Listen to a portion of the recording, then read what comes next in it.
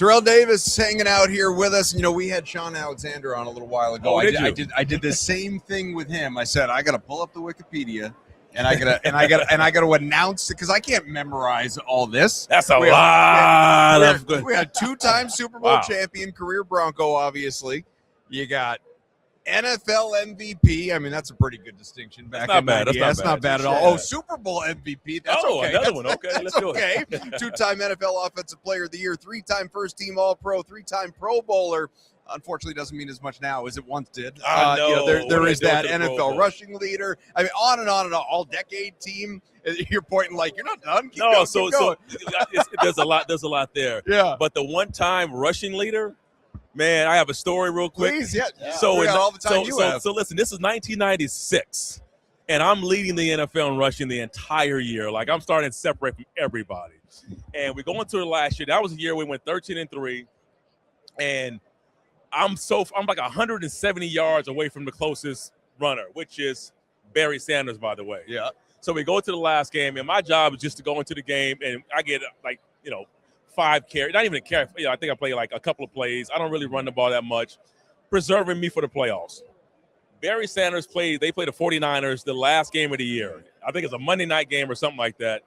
And he needs 178 yards. And the Niners have the number 1 rush defense in the league. I watched Barry come and take my rushing championship. Barry came in there and ripped the Niners up and stole my rushing championship with that game, and I would never forget that. All I had to do was if I had played in that game regularly, a regular game, I would have probably beat them. But man, we didn't want to play in there. Yeah, of course. So I put on my official stat two-time rushing champion. We were talking about just before we started too what it must be. I mean, I can't relate. Danny can't relate, but for you, obviously you've been retired for, like 25 years. It's been a long time. Yeah, I'm an old man. So I didn't say that. So you've been out of the game for a man. while. But like you said, I'm an old man. You could look back, reflect in a way that, obviously you're so focused while you're playing. You can't really conceptualize everything until the end. And you look back at this stuff and you said, I gotta remind the kids, Dad played. He was pretty good. I was okay. Yeah. I wasn't a bum like you guys think I was, man. Walk into your house, highlights running on a loop. Yeah, I think the further away you get from it, the more you appreciate it. I've never played the game for this stuff, but I'm not gonna lie, it's kind of cool to watch TV and I see them put up a graphic and my name is on the top of the graphic. Yeah. Like last year, where Saquon had an amazing year. Most people didn't know this, but I had the number 1 and number 2 total rushing yards in NFL history. I was 1 and 2. It was 1997, 1998. And so I'd always tease Eric Dickerson. I'd tell him, man, I'm the real rush champion, man. I got the most rushing yards in a single season, regular season and postseason combined.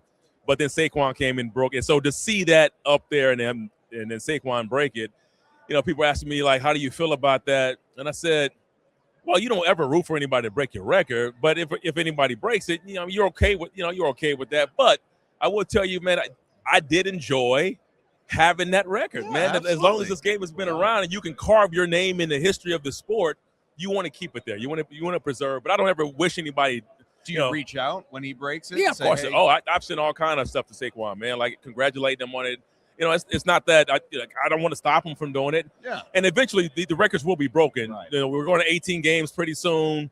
They're going to have more opportunities to do it. So it's not going to last forever. Yeah. I'd be calling him going into that where it looks like this could be the record breaking it. Well, your hammy okay? How's the oblique? You need to play? But he could have killed it because he didn't play. He sat out the last game. Yeah. And so he could have just and I did the same thing when I played. I missed a lot of time in the second half.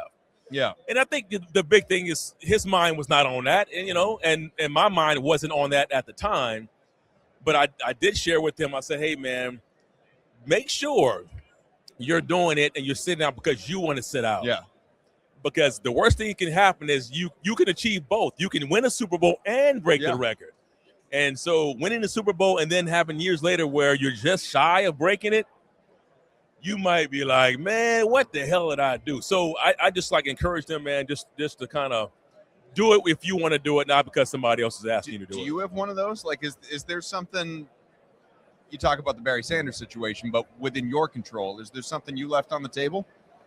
That 2,000-yard season. I mean, I think about that, but I also think that I could have been playing with fire too. And that's just not – it's just not in my style, man. It's just not in me to – I'm not going to go out there to play just to go get yards. Right. Yeah. Like, I'll go play if we got, let's go win the game. Yeah. But I don't have an interest in going to the game, and I'm just trying to pile up on with stats. That never – Sure. I don't think I can do that unless there was an incentive or something like that. Unless, we had some – that's different. some money on the line. Okay, let me go get that. So when you're sitting here watching the running backs of this day and age, are you sitting back on your couch going, man, I'd love to compete with these guys. I think I'd thrive in this setting. Or are you kind of content with the generation of the game that you played in? How different do you think it is for that position? I don't think I would have been very good in this in this day and age.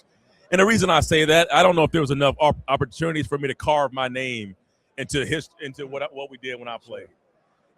This is a very niche market when it comes to the run game. It's very sporadic. There's no commitment to it. And these backs are having to really make a lot out of nothing. Yeah. And I don't mean in terms of the blocking. I just mean that I don't see offenses that are geared towards running that much. No. I mean, there's a few. I think the 49ers, seem like it at times. The Vikings at times. Some other teams that I can't think of. But I don't get the sense that when I'm watching the team that this team they want to run it down your throat. I don't get that. So it's a very expensive proposition because the running game is one where it requires, in my opinion, 11 guys practicing the run. It does. And there's you can't simulate blocking. You can't simulate speed. You can't tell your tackles, all right, in the game, you're going to kick out, you're going to come down, all right, let's go to the game and do it. Like, you have to physically do it with pads on. And because they're limited with the number of padded practices, you don't get the ability to just rehearse it enough to be good at it. We were talking about the accolades, and one, kind of a big one that I left out, Pro Football Hall of Famer. Yeah, you did forget that. It's a pretty big. Pretty notable one. No, Don't you forget that one. I bring that up for a couple reasons. One, to hammer it home. I mean, it's kind of a big deal. And the other, because the thing that I think about a lot in today's NFL, this wouldn't apply to you. You were great. You're a Hall of Famer. But I think there are a lot of people today that view the running back position in a very different way than they did when you played. They look at it as there are exceptions, Saquon and Henry and McCaffrey and on. But there are a lot that look at it and say it's a replaceable position. Yeah. You could pull a guy up off the practice squad and in the right matchup, he's going to go for 150 rushing yards, and then you could demote him right back down. No harm, no foul. These guys are not paid the way they would like to be paid. How do you view the position in general, the way it's treated, the way it's talked about, as compared to when you played? I think the running backs needed a union, man. We need a running backs union, man. Well, ask Austin Eckler, right? Yeah, we need a running backs union, man. It started way back. I mean, I was part of the mental shift. I got hurt my fifth year. I tore my ACL. We had just redid a contract with me, and so that money and when I got hurt, it impacted the backfield a lot. So the philosophy was, well, let's not pay one guy a lot of money. Let's pay three guys the same amount we can pay one, so that we have an insurance plan for a running back. That's how it started. When the big backs were getting hurt or guys were holding out, they wanted an insurance plan for running backs. Unfortunately, it is the one position that when you do get hurt, it impacts us probably more than anybody. It's a very athletic position where we need everything working. Yeah. A receiver can go out there and still be productive with a high ankle sprain. We really can't, man. Yeah. It requires too much. We can't play with certain injuries. So I think that's where it started, and it kind of took on from there. And then the changes in the rules changed where the passing game was allowed to thrive, right? You can't bump receivers. So they started throwing the ball much more enticing. So you throw all that into the mix.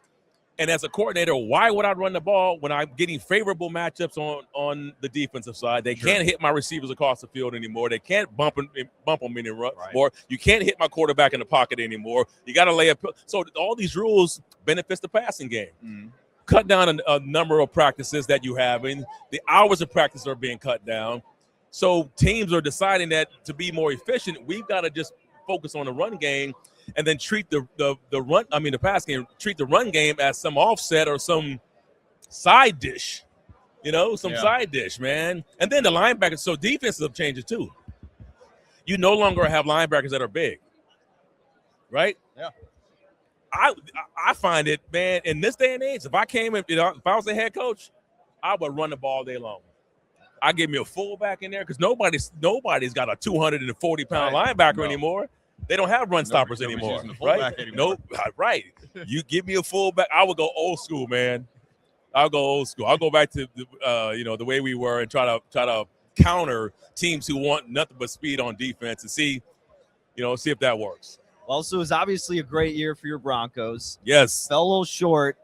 You don't like to go ifs and buts, but man, if Bo Nix is playing in that game, is it the Denver Broncos we're talking about this Sunday? Man. You can say yes. He's a Patriots. No, fan, listen, brother. I'd already say whatever you want. I'd already. I mean, we were here. Yeah. If Bo Nix don't get hurt, man, we were here.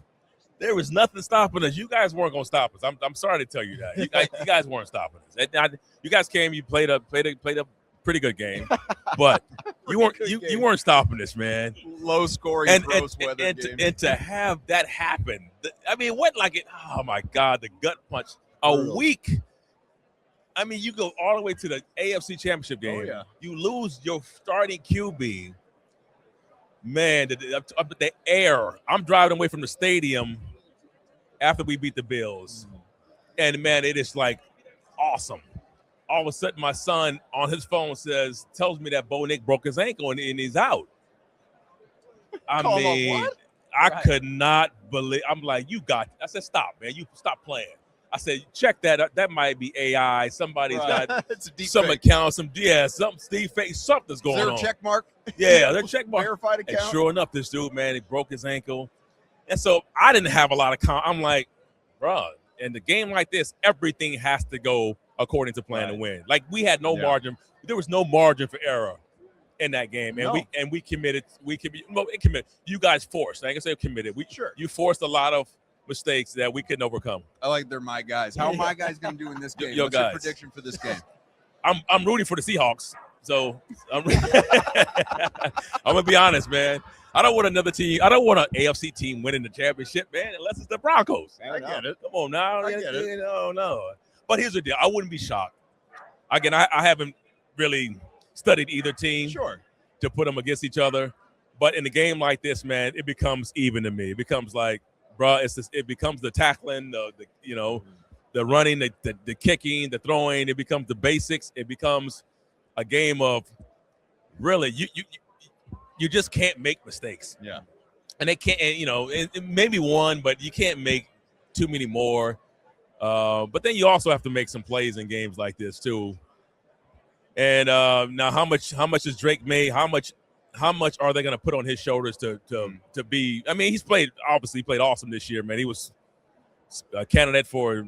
When is the NFL honors? That's coming up. It's this week, yeah. Coming up. So no, he's played well enough to do that.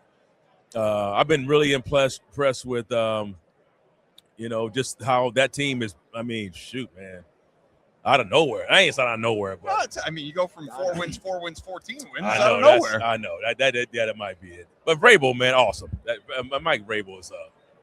He's a winner, man. I love it.